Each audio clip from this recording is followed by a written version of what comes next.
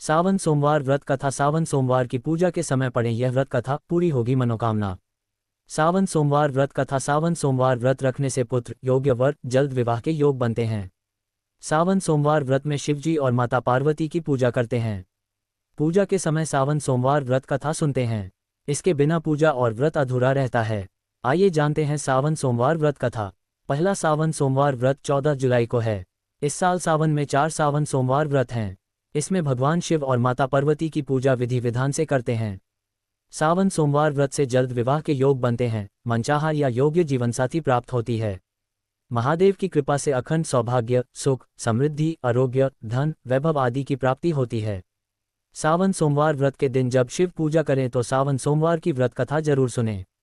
इसके बिना सावन सोमवार व्रत अधूरा है। सावन सोमवार व्रत कथा सुनने से आपकी मनोकामनाएं पूरी होंगी। सावन सोमवार की प्रमाणिक व्रत कथा, पूरी होगी मनोकामना। सावन सोमवार व्रत कथा। सावन सोमवार व्रत कथा। सावन सोमवार व्रत की कथा के अनुसार एक धनवान व्यापारी अमरपुर नगर में रहता था। वह भगवान शिव शंकर का भक्त था। वह रोज शिव पूजा करता और दीपक जलाता था। उसका कारोबार अच्छा चलता था। उसके पास सभी प्रकार की सुख और सुविधाएं मौजूद थीं। समाज में उसका नाम था, लेकिन वह काफी दुखी रहता था क्योंकि उसकी कोई संतान नहीं थी। उसे एक पुत्र की चाह थी। उसे हमेशा इस बात की चिंता थी कि उसके जाने के बाद उसका व्यापार कौन देखेगा, उसका वंश कैसे आगे बढ़ेगा। पुत्र की प्राप्ति के लिए वह सावन सोमवार व्रत रखता था। शिव जी के मंदिर में जाकर शाम के समय में दीपक जलाता था। ये कार्य करते हुए कई वर्ष व्यतीत हो गए। माता पार्वती भगवान शिव के इस भक्त के कार्यों को देखती थीं। एक दिन उन्होंने भगवान भोलेनाथ से कहा कि यह व्यापारी आपका अनन्य भक्त है, आप उसकी मनोकामना पूर्ण क्यों नहीं कर देते हैं, उसे पुत्र प्राप्ति का वरदान क्यों नहीं देते हैं। इस पर महादेव ने कहा कि व्यक्ति को कर्म के अनुसार ही फल मिलता है। लेकिन माता पार्वती शिवजी की इस बात से सहमत नहीं हुई और शिवजी को विवश कर दिया। सावन में शिव जी को जल क्यों चढ़ाते हैं, जाने शिवलिंग के जलाभिषेक का सही तरीका। सावन में इस बार 4 सोमवार, जाने हर सोमवार भगवान शिव को क्या अर्पित करें। सावन में कब से शुरू होंगे 16 सोमवार व्रत, जाने शुभ तिथि, पूजा विधि और महत्व। सावन सोमवार व्रत कथा के बिना शिवजी की पूजा अधूरी होती है। तब महादेव ने उस व्यापारी को स्वप्न में दर्शन दिया और कहा कि तुमको पुत्र की प्राप्ति होगी, लेकिन वह अल्पायु होगा। वह 16 साल तक ही जीवित रहेगा। अगले दिन व्यापारी की नींद खुली तो वह खुश हो गया और पत्नी को सपने की बात बताए, लेकिन इस बात से दुखी भी था कि वह पुत्र 16 साल तक ही जीवित रहेगा। वह सावन सोमवार व्रत और शिव पूजा अनवरत करता रहा। एक दिन शिव कृपा से उसे संतान सुख प्राप्त हुआ।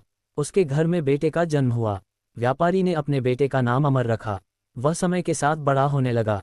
जैसे ही वह 12 साल का हुआ तो व्यापारी ने बेटे को उसके मामा दीपचंद के साथ शिव की नगरी काशी पढ़ने के लिए भेज दिया। वे दोनों रास्ते में रात के समय जहां पर ठहरते थे वहां यज्ञ और ब्राह्मण भोज कराते थे। एक दिन वे एक ऐसे नगर में पहुंचे जहां पर राजा की बेटी का विवाह हो रहा था। वर का पिता इस बात से परेशान था कि उसका बेटा एक आंख से काना है। उसे डर था कि यह रिश्ता टूट न जाए, ऐसा होगा तो नाम खराब होगा। वर के पिता ने अमर को देखा तो अपने बेटे की जगह पर उसे वर बनाने की सोचा ताकि शादी के समय अमर मंडप में रहे और विवाह हो जाए। शादी के बाद अमर को धन देकर भगा देगा और बहू को अपने घर ले जाएगा। लालच में आकर मामा दीपचंद ने उसकी बात मान ली। अमर का विवाह राजकुमारी चंद्रिका से हुआ। अमर ने राजकुमारी की ओढ़नी पर लिखा था कि वह काशी में पढ़ने जा रहा है। उसका विवाह राजकुमारी से हुआ है, लेकिन अब तुम जिसकी पत्नी बनोगी वो काना है। जब राजकुमारी चंद्रिका ने अमर का संदेश पढ़ा तो वो ससुराल नहीं गई। वहीं अमर काशी में पढ़ाई करने लगा। जब वह 16 साल का हुआ तो एक यज्ञ कराया, उसके बाद ब्राह्मण भोज कराया। ब्राह्मणों को दान और दक्षिणा देकर विदा किया। भगवान शिव के वचन के अनुसार उस रात अमर के प्राण निकल गए। अमर की मृत्यु पर उसका मामा रोने लगा।